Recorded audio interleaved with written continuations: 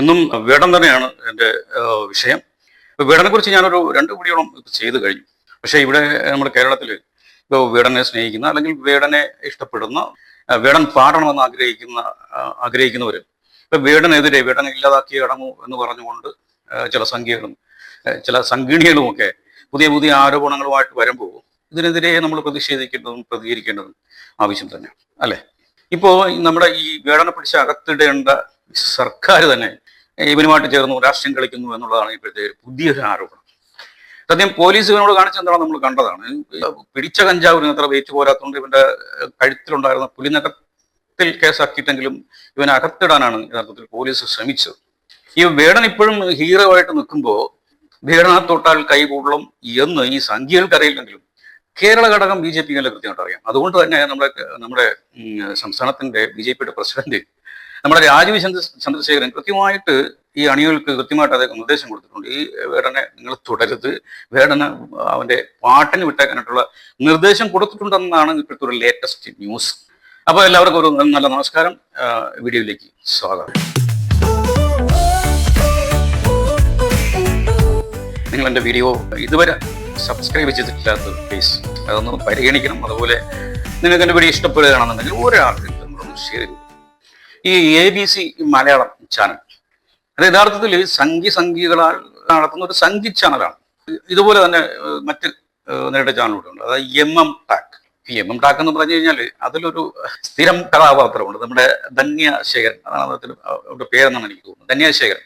നട്ടാ കുരുക്കാത്ത ചില കള്ളക്കഥകൾ കേൾക്കണമെങ്കിൽ തീർച്ചയായിട്ടും ഈ ധന്യശേഖരന്റെ വീഡിയോ മിസ് ചെയ്തതാണ് എൻ്റെ ഒരു അഭിപ്രായം കേട്ടോ. അതായത് ഇപ്പോൾ ഒരു ധന്യശേഖരന്റെ വകയായിട്ട് ഇപ്പോൾ ഒരു വീഡിയോ കണ്ടിട്ടുണ്ട്. അതിനകത്ത് പറഞ്ഞിരിക്കുന്നത് ഏതോ ഒരു ദേവദാസി ഈ വേടന്റെ എണ്ണാക്കളോട്ട് അടിച്ചു കൊടുത്തു എന്നുള്ളതാണ് തമ്നയൊക്കെ ഭയങ്കര തമ്നയാണ്. ഇത്തരത്തിലാണ് ഇവരുടെ ഈ വീഡിയോ ഒക്കെ വരുന്നത്. എന്നിട്ടൊരു അവസാനം ഉള്ള ആക്ഷേപങ്ങളൊക്കെ പറഞ്ഞിട്ട് അവസാനം ഒരു പഴച്ച് ചിരിയൊക്കെ ചിരിക്കുന്നതാണ് കേട്ടോ. അപ്പൊ അതുകൊണ്ട് ഇത്തരത്തിൽ നട്ടാക്കുരുക്കാത്ത ചില കള്ളക്കഥകളൊക്കെ കേൾക്കാൻ ആഗ്രഹമുള്ളവർ തീർച്ചയായിട്ടും ആ വീഡിയോ മിസ് ചെയ്യരുത്. അതുപോലെ തന്നെയാണ് ഈ ക്രൈം ഓൺലൈൻ, അതുമൊക്കെ ഈ ഒരു കാറ്റഗറി പെടുന്നതാണ് ഇവർ. പിന്നെ ഇവരുടെയൊക്കെ ഒരു തലതൊട്ടപ്പനായിട്ട് വരും നമ്മുടെ ജനം TV.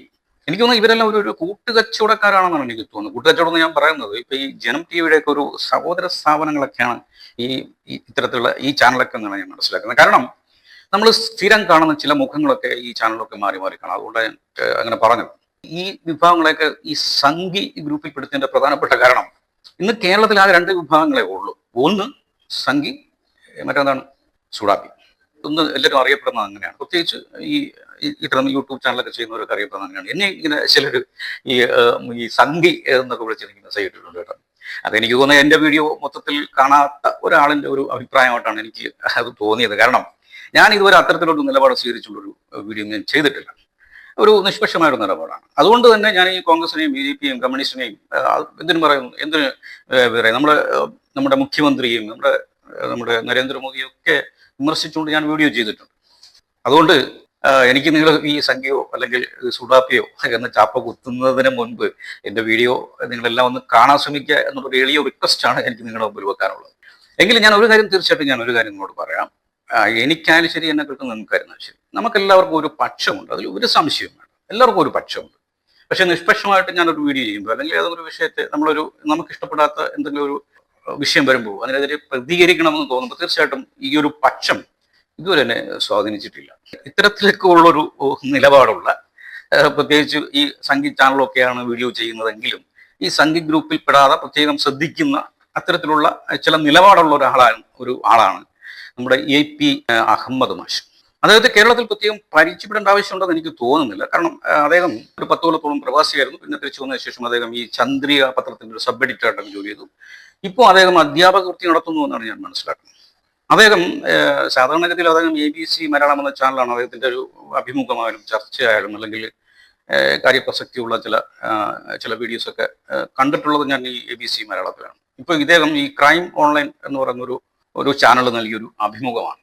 ഈ അഭിമുഖത്തിൽ വേടനെതിരെ എന്ന് പറയുമ്പോൾ ഇപ്പോൾ വേടനെ ഇങ്ങനെ തെരുവിൽ വസ്ത്രാക്ഷേപം നടത്തിക്കൊണ്ട് വേടനെതിരെ ഈ വിഷം തുപ്പിക്കൊണ്ട് നിൽക്കുകയാണല്ലോ നമ്മുടെ ഈ ശശികല ടീച്ചർ. അപ്പൊ ഈ തള്ളയെ വെളുപ്പിക്കാൻ ഒന്ന് വിളകൂശി എടുക്കാൻ വേണ്ടിയിട്ട് അദ്ദേഹം ഈ ക്രൈം ഓൺലൈൻ ചാനലിൽ നൽകിയൊരു അഭിമുഖമാണ് യഥാർത്ഥത്തിൽ ഇന്നത്തെ എൻ്റെ വീഡിയോയ്ക്ക് ആധാരം. ഇദ്ദേഹം ആ അഭിമുഖത്തിൽ വേടനെതിരെ വളരെ ഗുരുതരമായ ആരോപണങ്ങളാണ്. ആരോപണം ഒന്നും അതിന് പറയാൻ കഴിയില്ല, ആക്ഷേപങ്ങളാണ് മാഷ് ആ വീഡിയോയിൽ പറയുന്നത് വേടനെതിരെ. ഇപ്പോൾ ഒരു ചാനൽ ഒരു ചർച്ചയൊക്കെ സംഘടിപ്പിക്കുമ്പോൾ തീർച്ചയായിട്ടും അതിൽ പങ്കെടുക്കുന്നവർക്ക് പ്രതിഫലം നൽകിക്കൊണ്ടായിരിക്കും ഒരു ചർച്ചയൊക്കെ സംഘടിപ്പിക്കുന്നത്. അപ്പോൾ അതിൽ പ്രതിഫലമായി കൂടെ നമ്മൾ ആ ഒരു ചർച്ചയിൽ പങ്കെടുക്കുമ്പോൾ അതൊരു സംഗീത ചാനലാകുമ്പോൾ നമുക്ക് നമ്മുടെ നിലപാടൊന്നും അവിടെ പറയാൻ കഴിയില്ല. ഇത് അവരുടെ നിലപാട് മാത്രമേ നമുക്കിവിടെ പറയാൻ കഴിയും. അപ്പോൾ തീർച്ചയായിട്ടും ഒരു ചർച്ച അവർക്ക് അനുകൂലമായിരിക്കും. പക്ഷേ മാഷിനെ പോലെ ഉള്ള ഒരാള് ഇത് ആരെ ഒളിപ്പിക്കാനായിരുന്നാൽ പോലും മാഷ് പറയുന്നത് കള്ളമാണെന്ന് ഉത്തമമായ ബോധ്യത്തോടു കൂടിയിട്ടാണെങ്കിൽ പോലും ഇങ്ങനെയൊക്കെ വന്നിരുന്നു പറയുന്നത് കേൾക്കുമ്പോൾ തീർച്ചയായിട്ടും കഷ്ടം തോന്നി മാഷിന്റെ അതിലെ ആരോപണങ്ങളൊക്കെ എന്ന് പറഞ്ഞു കഴിഞ്ഞാൽ വേടൻ ഇങ്ങനെ കഞ്ചാവ് മാത്രം അടിക്കുന്ന ആളല്ല, അവരിങ്ങനെ സിന്തറ്റിക് ഡ്രഗ്സ് ആയാലും അല്ലെങ്കിൽ മാരകമായ മയക്കുമരുന്നുകൾ അടിച്ചിട്ടാണ് ഇവൻ പാടുന്നതും ആടുന്നതും. ഈ ബോധമില്ലാതെ ഇവൻ പാടുന്നതും ആടുന്നതും എന്തെങ്കിലുമൊക്കെ വിളിച്ചു പറയുന്നത് എന്നൊക്കെയാണ് മാഷിന്റെ ആരോപണം. അതുകൊണ്ട് തന്നെ ഇവൻ ക്രിമിനലാണ്. ഇവനെ പിടിച്ച് അകത്തിടണം, ഇവനെ കേസ് എടുക്കണം, കുറെ നാളെങ്കിലും ജയിലിൽ കിടക്കണം, വേണമെങ്കിൽ ബഹിഷ്കരിക്കണം എന്നൊരു മാഷത്തിൽ പറയുന്നത്. പിന്നെ ഈ വേടന്റെ ഈ പേരുമൊക്കെ ഇവർക്കൊരു വലിയ പ്രശ്നമാണ്. ഈ വേടനല്ല, പുലയനല്ല, പറയനല്ല, ഇല്ല ജാഫ്നയിൽ നിന്ന് വന്ന ഏവനോ ആണ് എന്നൊക്കെയാണ് ഇവർ പറയുന്നത്. ഒരു സിനിമയിൽ നമ്മുടെ സലിം കുമാർ പറയുന്ന ഒരു കോമഡി ഉണ്ട്. ഈ ഇരിക്കുന്ന ഞാനല്ല യഥാർത്ഥം, ഞാൻ സുമുഖനും സുന്ദരനുമായ ഞാൻ വേറെ എവിടെയോ സുഖമായിട്ട് കഴിയുകയാണെന്ന് പറയുന്നത് പോലെയാണ് വേടനെ കുറിച്ച് ഇവരുടെ ഒരു അഭിപ്രായം. എന്തായാലും ജാഫ്നയിൽ നിന്ന് വന്നതുകൊണ്ട് AK-47 ഇവന്റെ കയ്യിൽ ഉണ്ടാകും എന്ന് മാത്രം മാഷ് പറഞ്ഞില്ല, ഭാഗ്യമെന്നേ പറയാൻ കഴിയും. വേടനല്ലാത്ത ഒരുത്തൻ വേടന് വേണ്ടി നിലകൊള്ളുമ്പോൾ കൈയടിച്ച് പ്രോത്സാഹിപ്പിക്കുക അല്ലേ മാഷേ വേണ്ടത്. ഇതിപ്പോൾ നിങ്ങളാരും പറയാത്ത കാര്യങ്ങളാണ് വേടൻ പാട്ടിലൂടെ പറഞ്ഞുകൊണ്ടിരിക്കുന്നത്. നമുക്ക് ഈ അഭിമുഖത്തിന്റെ കുറച്ചൊരു പ്രസക്ത ഭാഗങ്ങളൊക്കെ നമുക്കൊന്ന് കാണാം. പട്ടികജാതി ക്ഷേമ വകുപ്പിന്റെ പണി എന്താണ്? അവരാർക്ക് വേണ്ടിയാണ് നിലകൊള്ളുന്നത്? അവർക്ക് ഒരു പ്രത്യേക വിഭാഗത്തിന് പട്ടികജാതിക്കാരുടെ തനതായ സംഗീതത്തെയും സംസ്കാരത്തെയും പരിരക്ഷിക്കുകയും പരിപോഷിപ്പിക്കുകയും സംരക്ഷിക്കുകയും വളർത്തുകയും ചെയ്യുകയല്ലേ അവരുടെ ജോലി. അവരെന്തിനാണ് ഈ റാപ്പ്, അതാണ് പ്രധാന, അതാണല്ലോ റോക്ക് മ്യൂസിക് പരിപാടി വെക്കുന്നത് എന്തിനാണ്? റാപ്പ് മ്യൂസിക്കിന്റെ പരിപാടി വെക്കുന്നത് എന്താണ്? റാപ്പ് സംഗീതം വളർത്തേണ്ടത് അവരുടെ ജോലിയാണോ? അവര് പറഞ്ഞ ഒരു വാക്കുകൾ ഞാനൊന്ന് പറയാം. മറ്റൊരു വാക്കുകൾ, വേടന്മാരുടെ തുണിയില്ലാ ചാട്ടങ്ങൾക്ക് മുമ്പിലാണ് സമാജം അപമാനിക്കപ്പെടുന്നത്. കഞ്ചാവോളികൾ വലിയ കൊടിയ ക്രിമിനൽ കുറ്റത്തിനാണ് ഈ വേടൻ പിടിക്കപ്പെട്ടത്. വേടനെ പിടിച്ചപ്പോ സ്റ്റേഷൻ ജാമ്യം കിട്ടിയത് കഞ്ചാവിന്റെ അളവ്, കയ്യിൽ വെച്ച കഞ്ചാവിന്റെ അളവ് കുറവായിരുന്നു എന്നുള്ളതുകൊണ്ടാണ്. പക്ഷെ വേടൻ തന്നെ പലതവണ ആളുകളോട് മാപ്പ് പറയാനെന്ന വ്യാജേനയാണെങ്കിൽ ഞാൻ കള്ളു കുടിച്ചിരുന്നു, ഞാൻ ഇപ്പോഴും കള്ളു കുടിക്കുന്നുണ്ട്, ഞാൻ കഞ്ചാവ് വലിക്കുന്നുണ്ട്. ഇതിൽ കഞ്ചാവ് വലിക്കുന്ന രാജ്യത്ത് നിരോധിക്കപ്പെട്ട സാധനമാണ്. പിടിക്കപ്പെട്ടത് ഒരു പണത്തൂക്കമായാലും തെറ്റാണ്. അതുകൊണ്ട് വലിയ താൻ ചെയ്തത് തെറ്റാണെന്ന് ഇനി ആവർത്തിക്കില്ല എന്ന് വേടൻ തന്നെ പറഞ്ഞിട്ടുണ്ട്. പ്രധാനപ്പെട്ട ഒരു ചോദ്യം, ഒരാൾ മാപ്പ് പറഞ്ഞതുകൊണ്ട് ചെയ്ത കുറ്റത്തിന് ശിക്ഷയില്ലാതെ പോകുന്നില്ല. മാപ്പ് പറഞ്ഞാൽ പോലും ചെയ്ത കുറ്റത്തിന് ശിക്ഷ കൊടുക്കാൻ ബാധ്യതപ്പെട്ട സർക്കാർ മീഡിയയുടെ ബൂമ് കണ്ടിട്ട് ഇവന് കിട്ടുന്ന ജനപ്രീതി കണ്ട് പേടിച്ച് പിന്തിരിഞ്ഞിട്ട് ഇവനെ മാലയിട്ട് രാജ്യം മുഴുവൻ സ്വീകരിച്ചുകൊണ്ടിരിക്കുകയാണ്. ഇപ്പോ തെറ്റാണത്, ശരിയായ രീതിയല്ല. മാഷ് പറയുന്നത് സാമൂഹികമായിട്ട് വേടനെ ബഹിഷ്കരിക്കണം നമ്മളെന്നാണോ? ബഹിഷ്കരിക്കാൻ സാധിക്കുമെങ്കിൽ അതാണ് തൽക്കാലത്തേക്കെങ്കിലും ചെയ്യേണ്ടത്. ഇവിടെ നിങ്ങൾ പ്രത്യേകം ശ്രദ്ധിക്കേണ്ട ഒരു കാര്യം, ഈ മാഷിന്റെ ഈ വേടനെതിരെയുള്ള ഈ ആരോപണങ്ങളൊക്കെ അതിര് കടക്കുമ്പോൾ ഇതിനെ ലീഡ് ചെയ്ത ഗൗതം കൃഷ്ണ എന്നാണ് ചെറുപ്പക്കാരന്റെ പേര്. ഈ ഗൗതം കൃഷ്ണ ഇതിനെ കൗണ്ടർ ചെയ്യാനായിട്ട് പലപ്പോഴും ശ്രമിക്കുന്നു.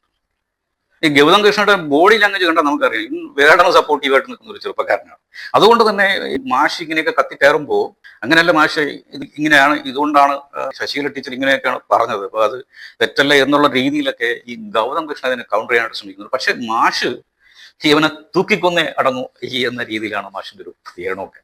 ഈ ടീച്ചർ പറഞ്ഞൊരു 3 കാര്യങ്ങളോടാണ് മാഷ് തത്വത്തിൽ യോജിക്കുന്നത്. 4ത്തെ കാര്യം നമുക്കറിയില്ലേ, കഞ്ചാവോളി എന്ന് വിളിച്ചതോളം മാഷ് യോജിക്കുന്നില്ല. ഇതിൽ ഈ മാഷ് യോജിക്കുന്നതിലെ പ്രധാനപ്പെട്ട ഒരു കാര്യം എന്ന് പറയുന്നത് ഈ പട്ടികവർഗ വികസന കോർപ്പറേഷനെ കുറിച്ചാണ്. മാഷൊക്കെ പറയുന്നത് ഇത് ഇവരുടെ ഈ പട്ടികജാതിക്കാർക്ക് ചില ആട്ടവും പാട്ടും തുള്ളലൊക്കെ ഉണ്ട്, അത് പരിപോഷിക്കാനാണ് ഈ ഒരു സംഘടന, ഈ ഒരു കോർപ്പറേഷൻ നിലനിൽക്കേണ്ടതെന്നാണ് അവർ പറയുന്നത്. സത്യം പറഞ്ഞാൽ നമ്മൾ ഇതിന്റെ രേഖകളൊക്കെ ഒന്ന് പരിശോധിച്ച് നോക്കിയാൽ നമുക്കറിയാം. അപ്പൊ എനിക്കല്ല, നിങ്ങൾക്ക് പരിശോധിച്ച് നോക്കാമെന്നുള്ളത്. ഇതിൽ പ്രധാനമായിട്ട് അതിൽ കാണുന്നത് ഇവരുടെ ഒരു ജീവിത നിലവാരമൊക്കെ മെച്ചപ്പെടുത്തിക്കൊണ്ട് അടിസ്ഥാന സൗകര്യം ഒരുക്കി കൊടുത്തുകൊണ്ട് മുഖ്യധാരയിലേക്ക് കൊണ്ടുവരാനാണ് പ്രധാനമായിട്ടും ഈ ഒരു കോർപ്പറേഷനോ അല്ലെങ്കിൽ ഈ ഒരു കോർപ്പറേഷനായാലും അല്ലെങ്കിൽ ഈ സർക്കാരായാലും അല്ലെങ്കിൽ തദ്ദേശ സ്വയംഭരണ സ്ഥാപനങ്ങൾ അവരൊക്കെ ഇവർക്ക് വേണ്ടിയിട്ട് ഒരുപാട് പൈസകൾ ചിലവഴിക്കുന്നുണ്ട്. ഇവരൊക്കെ തത്വത്തിൽ നിലകൊള്ളുന്നത് എന്ന് പറഞ്ഞാൽ ഇവരുടെ വിദ്യാഭ്യാസം, ഇവർക്ക് വിദ്യാഭ്യാസത്തിനുള്ള സൗകര്യങ്ങൾ ഒരുക്കി കൊടുക്കുക, ഇവരുടെ താമസ സൗകര്യങ്ങൾ ഒരുക്കി കൊടുക്കുക, അല്ലെങ്കിൽ ഇവരുടെ പെൺകുട്ടികൾക്കൊക്കെ വിവാഹത്തിനുള്ള സഹായങ്ങളൊക്കെ കൊടുക്കുക, അതുപോലെ ഇവരുടെ ജോലിയും ഇവരുടെ വരുമാനവും ഒക്കെ ഉറപ്പുവരുത്തുക എന്നുള്ളതാണ് ഈ പ്രധാന ഊന്ന്. അതിനോടൊപ്പം തന്നെ ഈ പട്ടികജാതിക്കാർക്ക് വേണ്ടി എന്തെങ്കിലും കലാരൂപങ്ങൾ ഇവിടെ ഉണ്ടെങ്കിൽ അതിനെ ഇപ്പൊ പരിപോഷിക്കാനും നിലനിർത്താനും അതിനെ ജനകീയമാക്കാനും ഒക്കെ എന്തെങ്കിലും സമിതികളോ സംഘടനയോ ഒക്കെ ഇവിടെ നിലനിൽക്കുന്നുവെങ്കിൽ അതിനൊക്കെ സർക്കാർ ഇവിടെ സാമ്പത്തിക സഹായം ചെയ്യുന്നുണ്ട്. അങ്ങനെയാണല്ലോ ഇവിടെ നമ്മുടെ കേരളത്തിലുള്ള എല്ലാ ജനവിഭാഗങ്ങളുടെയും എല്ലാ മതവിഭാഗങ്ങളുടെയും ഇത്തരത്തിലുള്ള അവരുടെ ആയിട്ടുള്ള ചില കലകളും ചില ഡാൻസും പാട്ടും ഒക്കെ പ്രോത്സാഹിപ്പിക്കുന്നതിന് വേണ്ടിയിട്ടുള്ള ചില സമിതികളും സംഘടനകളും ഒക്കെ ഇവിടെ നിലനിൽക്കുന്നുണ്ട്. അതിനൊക്കെ കോടിക്കണക്കിന് രൂപ ഇവിടെ വർഷം സർക്കാർ ഗ്രാൻഡും നൽകുന്നുണ്ട്. ഇതിനൊക്കെ അല്ലേ മാഷെ, ഇതിനെ പരിപോഷിക്കാനും നിലനിർത്താനും ജനകീയമാക്കാനും ഒക്കെ അല്ലേ മാഷെ ഇവിടെ വർഷാവർഷം കോടിക്കണക്കിന് രൂപ ചെലവ് ചെയ്തുകൊണ്ട് സർക്കാർ ഇവിടെ കലോത്സവങ്ങളും യുവജനോത്സവങ്ങളും അല്ലെങ്കിൽ മറ്റു ഓട്ടവും ചാട്ടവും ഒക്കെ ഇവിടെ നടത്തുന്നത്. ഈ കലാപരിപാടികളും ഈ യുവജനോത്സവം ഒക്കെ നടത്തുന്നത് പട്ടികജാതിക്കാർക്കൊരു വിഭാഗം അല്ലെങ്കിൽ ബ്രാഹ്മണനും ക്ഷത്രിയനും മറ്റൊന്നും ഒക്കെ വേറെ വിഭാഗങ്ങളാണ്. ഇവരെല്ലാം കൂടിക്കലർന്നുകൊണ്ടല്ലേ ഇതൊക്കെ ചെയ്യുന്നത്. നമുക്കൊരു വീഡിയോ കാണാം. മലയാളത്തില് മാപ്പിളപ്പാട്ടിനെ ജനകീയമാക്കിയത് ആരാണ്? മാർക്കോസ്, ചിത്ര, യേശുദാസിനെ പോലുള്ള പാട്ടുകാരാണ്. അല്ലാതെ മാപ്പിളമാര് പാടിയിട്ടൊന്നും അല്ല മാപ്പിളപ്പാട്ട് ജനകീയമായത്. ഈ മാപ്പിളപ്പാട്ടിനെ ഇപ്പൊ എന്താണ് പറഞ്ഞത്, മാപ്പിളപ്പാട്ടിനെ ജനകീയമാക്കുന്നതിന്റെ ക്രെഡിറ്റ് നമ്മുടെ മാർക്കോസിനും നമ്മുടെ ദാസേട്ടനും ചിത്രയ്ക്കും ഒക്കെയാണ്. അതിൽ മുസ്ലിങ്ങൾക്ക് ഒരു പങ്കുമില്ല. അപ്പോൾ ഈ മാപ്പിളപ്പാട്ടിനെ ജനകീയമാക്കാൻ യേശുദാസിനും മാർക്കോസിനും ചിത്രയ്ക്കും ഒക്കെ സാധിക്കും. പക്ഷേ ഈ റാപ്പ്, ഈ ഒരു സംഗീതം ഇവിടെ പരിപോഷിക്കാനോ ജനകീയമാക്കാനോ ഇവിടെ വേടനോ അല്ലെങ്കിൽ വേടന്റെ കൂട്ടരോ ഇവിടെ പാടാൻ പാടില്ല. അതിന് പാടേണ്ടവർ പാടും എന്നാണ് ഇവർ പറയുന്നത്. അങ്ങനെ ഇവർ പാടിയാൽ അത് ഒരു തുണിയില്ല ആട്ടമാണ്. ഇവനൊക്കെ കഞ്ചാവോളികളാണ്. എന്താ വെച്ചാൽ ഇനിയിപ്പോ ഈ റാപ്പ് എന്ന് പറയുന്ന ഒരു സംഗീതത്തെ പരിപോഷിക്കാൻ അതിനെ ജനകീയമാക്കാൻ ഈ തുണിയില്ല ആട്ടത്തിന് നമ്മുടെ ഈ ശശികല തള്ളയൊക്കെ ഇറങ്ങിത്തിരിക്കുമെന്നാണോ മാഷ് പറയുന്നത്? ഈ വയസ്സുകാലത്ത് ഈ തുണിയില്ല ആട്ടത്തിനൊക്കെ ഇറങ്ങി പുറപ്പെട്ടാൽ അതൊക്കെ കാണാൻ വലിയ ബോറല്ലേ മാഷെ?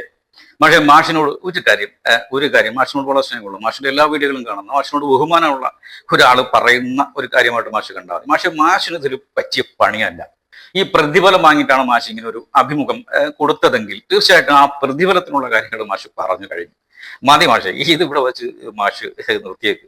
കാരണം മാഷിനെ ഇങ്ങനെ ഒരു സംഘി കൂട്ടത്തിൽ കാണാൻ ആഗ്രഹിക്കുന്നില്ല. അങ്ങനെ ഒരു ആഗ്രഹമില്ലാത്ത ഒരാൾ പറയുന്നതായിട്ട് മാഷ് കണ്ടാൽ മതി. മാഷിൻ്റെതായ ഒരു നിലപാടുണ്ട്, മാഷിൻ്റെ ഒരു ശൈലിയുണ്ട്, ഒരു രീതിയുണ്ട്, സത്യസന്ധമായ ഒരു നിലപാടുണ്ട്. ആ കുപ്പായമേ യഥാർത്ഥത്തിൽ മാഷിന് ചേരും. മാഷ് ഇത്തരത്തിലുള്ള ചില കാര്യങ്ങളൊക്കെ പറഞ്ഞുകൊണ്ടൊരു വീഡിയോ ചെയ്യുമ്പോൾ അതൊക്കെ ഇവിടെ കാണാനും കേൾക്കാനും അതൊക്കെ ഉൾക്കൊള്ളാനും ഒക്കെ കഴിവുള്ള ഒരു ജനവിഭാഗം ഇവിടെ കേരളത്തിലുണ്ട്. മാഷിനോട് ഒരു കാര്യം കൂടി പറയാം, സംഖ്യയാകാം. പക്ഷെ ഈ ഡോക്ടർ NR മധു, അതായത് കേസരി പത്രത്തിന്റെ എഡിറ്ററോ സബ് എഡിറ്ററോ ആണല്ലോ പറയാം, അദ്ദേഹത്തിനെയും അതുപോലെ നമ്മുടെ ഈ ശശികല ടീച്ചർ, ഈ തള്ളയും ഒക്കെ കേരളത്തിലെ ജനങ്ങൾ മറ്റു ചില പേരിട്ട് വിളിക്കുന്നത്. ആ ഒരു വിഭാഗത്തിൽ മാഷ് പെടരുത്. അത് കേൾക്കാൻ വലിയ ബോറാണ് മാഷ്. അപ്പോൾ മറ്റൊരു വീഡിയോയുമായി കാണാം. Good bye.